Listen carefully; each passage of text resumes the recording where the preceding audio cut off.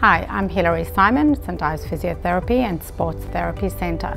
Today we're going to look at making use of a foam roller to roll out trigger points or tight spots in muscles.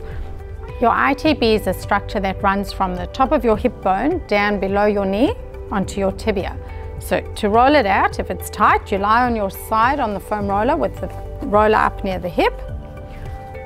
Bend your top leg and put your foot on the floor in front of the knee to act as a pivot point. Then you roll down. Think of your thigh divided in your head into thirds and roll over each third about 30 times. If you find an area that's particularly tight, you can focus on that. When you're comfortable that you've loosened up the top third, you can move a little bit higher up so that you can start to roll out low down and keep going about 30 times on that section. And when you're happy with that, you can move a little higher up.